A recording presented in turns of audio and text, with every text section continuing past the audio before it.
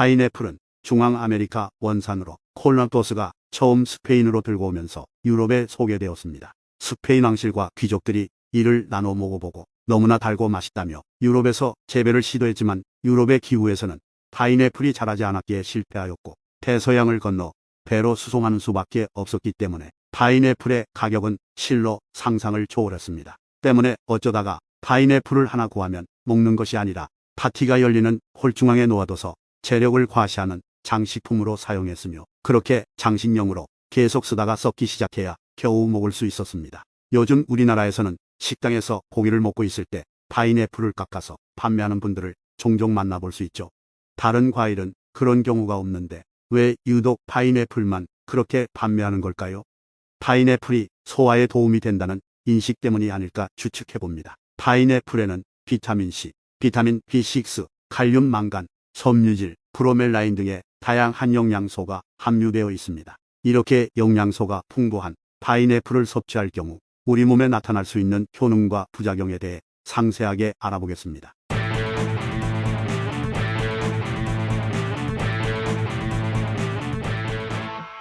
첫 번째, 면역 체계 강화. 파인애플은 비타민C와 항산화 물질을 풍부하게 함유하고 있어 면역 체계를 강화하는 데 도움이 됩니다. 비타민C는 감염과 질병으로부터의 회복을 촉진하고 항산화 작용을 통해 자유 라디칼 손상을 줄여줍니다. 2012년 저널 오브 푸드 사이언스에 소개된 논문에 따르면 파인애플 껍질 추출물이 다양한 종류의 세포 손상을 예방하고 면역 세포의 활성을 증가시킵니다. 두 번째, 소화 개선. 파인애플에는 소화 효소인 브로멜린이 풍부하게 포함되어 있습니다. 브로멜린은 단백질 분해를 도와 소화를 촉진하며 소화장애나 소화불량 증상을 완화하는 데 도움을 줄 수 있습니다. 2011년 인도 예포야 유니버시티 연구진들은 쥐 실험을 통해 아스피린으로 유발된 위궤양을 완화하는 데 파인애플 추출물이 효과적인지 실험을 진행한 결과 파인애플 추출물의 투여로 인해 위궤양이 완화되었습니다. 세 번째, 관절 건강 개선. 브로멜린은 부리관절염 및 관절 부종과 관련된 염증을 감소시키는 데 도움이 됩니다.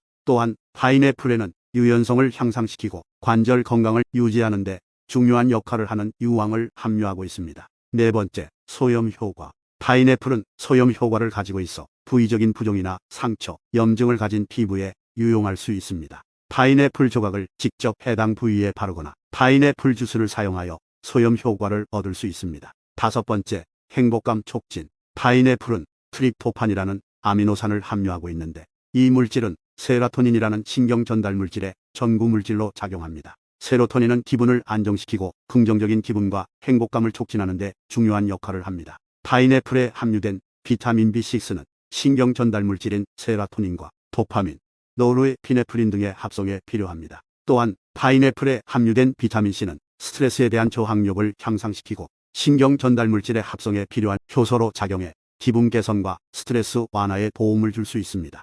여섯 번째, 피부 건강 개선. 파인애플에는 비타민C와 망간이 풍부해 피부 건강을 개선하는 데 도움이 됩니다. 비타민C는 피부 세포를 손상으로부터 보호하고 망간은 콜라겐 생성을 촉진하는 데 도움이 됩니다. 일곱 번째, 골다공증 예방. 파인애플에는 망간이 풍부해 골다공증을 예방하는 데 도움이 됩니다. 망간은 뼈 형성에 중요한 미네랄입니다. 또한 파인애플에 함유된 비타민C는 콜라겐 생산에 중요한 역할을 하며 충분한 콜라겐 생산은 뼈의 강도와 탄력성을 유지하는 데 도움이 됩니다. 이렇게 파인애플과 관련된 연구들이 진행되고 있으며 이를 통해 다양한 긍정적인 효능들이 밝혀지고 있습니다. 다음으로 파인애플의 부작용에 대해 알아보겠습니다. 첫 번째, 소화장애. 파인애플에는 브로멜린이라는 소화 효소가 함유되어 있는데 일부 사람들은 브로멜린에 민감할 수 있으며 소화장애 증상인 위장 불편, 복통, 설사 등이 나타날 수 있습니다. 두 번째, 구강조직 자극.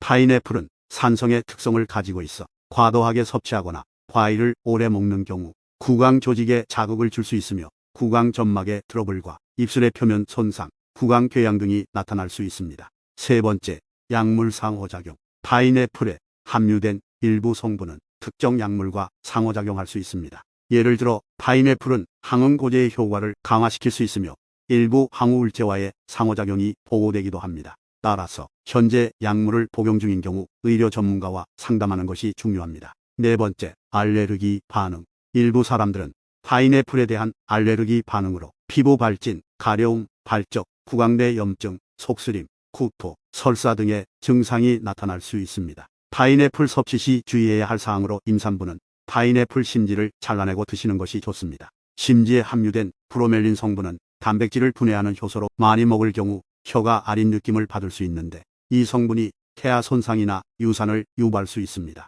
파인애플의 하루 섭취 권장량은 일반적으로 성인은 165g을 섭취하는 것이 권장됩니다. 그러나 개인의 건강 상태, 연령, 성별, 체중, 신체 활동 수준 등에 따라 달라질 수 있습니다. 좋은 파인애플을 고르는 방법은 파인애플 끝의 냄새를 먼저 맡아보면 좋습니다. 파인애플 냄새가 난다면 괜찮지만 발효된 냄새가 난다면 다른 것을 골라야 합니다. 겉에 부드러운 반점이나 몽이 있어서는 안 되며 무거운 것이 좋습니다. 잘 익은 파인애플은 자르지 않은 상태에서는 이틀에서 사흘 동안 실온 보관이 가능하며 한 번 자른 파인애플은 냉장고에 5일에서 7일 정도 보관이 가능하고 냉동고에서는 6개월 이상 보관이 가능합니다. 오늘은 파인애플의 효능과 부작용에 대해서 알아보았습니다. 영상 시청해 주셔서 감사합니다. 조금이라도 도움이 되셨다면 구독과 좋아요 눌러주시고 만수무강하시길 기원합니다.